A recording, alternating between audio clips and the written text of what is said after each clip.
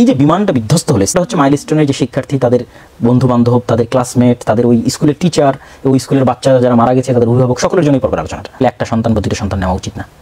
এখন ধরেন যেই অভিভাবক শুধু একটাই সন্তান নিয়েছে, ওটা শুধু দুইটাই সন্তান নিয়েছে, আর হয়তো সন্তান নেন, স্থায়ী হয়তো বন্ধাকরণ করেছে। তো এইরকম দুর্ঘটনা তো পৃথিবীতে ঘটবেই, আপনি তো শতভাগ গ্যারান্টি দিতে পারবেন না। এই জন্য সন্তান একটু বেশি রাখাই ভালো। এই জন্য শেখ আব্দুর রাজ্জাক উনি বহু বক্তব্যে বলেছে যে সন্তান একটা দুইটা না মরলে জান্নাত কীভাবে নিশ্চিত হবে, ওনার কিন্তু বহু বক্তব্য বলা আছে। তা আপনার যদি 8টা 10টা সন্তান না হয় তাহলে একটা দুইটা মরবে কীভাবে? আর একটা দুইটা না মরলে আপনি জান্নাত কীভাবে নিশ্চিত করবেন? কেন ছোটো ছোটো বাচ্চাগুলো যারা নিষ্পাপ অবস্থায় মারা যায়, এরা তাদের পিতামাতাকে জান্নাতে না নিয়ে যাওয়া পর্যন্ত তারা জান্নাতে যাবে না, এবং তারা ইব্রাহিম আলাইহিস সালাতু ওয়াস সালামের সাথে জান্নাতে অবস্থান করবে। এটা তো অনেক বড় সম্মানের বিষয়, এবং এই সম্মানটা আরও বাড়ে যখন পিতামাতা ধৈর্য ধারণ করে, এই ফায়সালার উপর ধৈর্য ধারণ করে, তখন এই সম্মানটা আরও বাড়ে।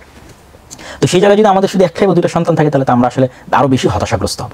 তো এই জন্য আমি মনে করি যে আমাদের অবশ্যই সকলের অত্যাধিক সন্তান নেওয়া উচিত, এবং মানসিকভাবে প্রিপার থাকা উচিত, প্রস্তুত থাকা উচিত। আল্লাহ সুবহানাহু ওয়া তাআলা আমাদের যে কোনো সময় যে কোনো পরীক্ষা নিতে পারে, আমার সন্তানকে নিতে পারে, আমাকেও নিতে পারে, আমার ধন সম্পদকে নিতে পারে। তাহলে এই পর্বের আলোচনাটা হচ্ছে মাইলস্টোনের যে শিক্ষার্থী, তাদের বন্ধু বান্ধব, তাদের ক্লাসমেট, তাদের ওই স্কুলের টিচার, ওই স্কুলের বাচ্চা যারা মারা গেছে, তাদের অভিভাবক, সকলের জন্যই পর্বের আলোচনাটা।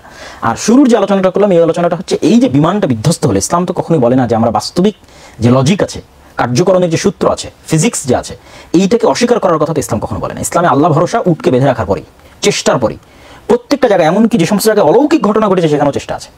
অলৌকিক ঘটনা বলতে আল্লাহ সুবহানাহু ওয়া তাআলা ফেরাউনকে ডুবিয়ে দিলেন, এটা তো অলৌকিক ঘটনা। তো ওখানে কি মুসা আলাইহিস সালামকে কোনো প্রকার চেষ্টা করা ছাড়াই ফেরাউনকে ডুবিয়ে দিয়েছে না? মুসা আলাইহিস সালামকে বলা হয়েছে তোমার লাঠি বাড়ি মারো, এতটুকু চেষ্টাও তোমাকে করতে হবে। জাকারিয়া আলাইহিস সালামকে সন্তান দানের ক্ষেত্রে বলা হয়েছে যে তুমি 3 দিন চুপ করে থাকো, 3 দিন চুপ করে থাকো, এবং আল্লাহর কাছে চাইতে হয়েছে আল্লাহ তাসবিহ পাঠ করো। মুসা আলাইহিস সালামকে আল্লাহ জিহ্বা ঠিক করে দিতে পারতেন, ওকে দোয়া শিখিয়ে দেওয়া হয়েছে, রব্বি ইশরাহ লি সাদরি, এটা বলো, তার আল্লাহ তোমার দোয়া শিখিয়ে দেন। কোনো কিছু আল্লাহ সুবহানাহু ওয়া তাআলা মানুষ চেষ্টা না করে আল্লাহ সুবহানাহু ওয়া তাআলা দেন না।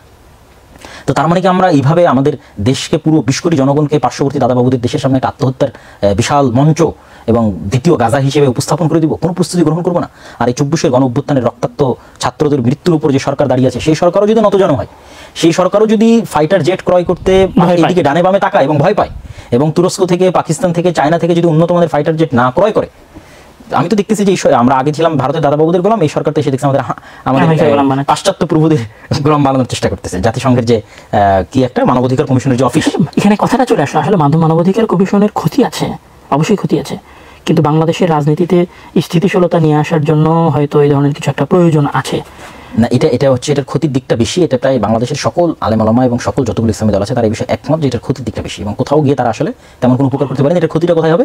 মানবাধিকারের নাম দিয়ে সমকামী, এলজিবিটি ওদের ক্ষমতায়ন এবং ওদের নিরাপত্তার ব্যবস্থা করতে হবে। বাকি আসলে যুদ্ধের কোনো নিরাপত্তার ব্যবস্থা তারা করতে পারবে, কাজা দিতে পারি না। আমার নিজের নিরাপত্তা আমাকেই করতে হবে, কেউ এসে করে দিবে না।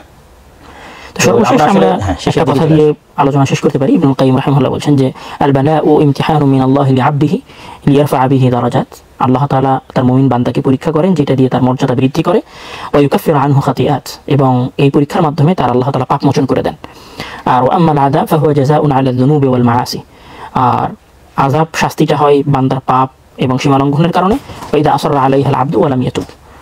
তো আল্লাহ তাআলা যেন আমাদের সকল অভিভাবকগণকে এই বিপদে ধৈর্য ধারণ করার তৌফিক দান করে, এবং আল্লাহ তাআলা যেন তাদের এই বিপদের মাধ্যমে তাদের গুনাহ মাফ করে দেয়, এবং এখানে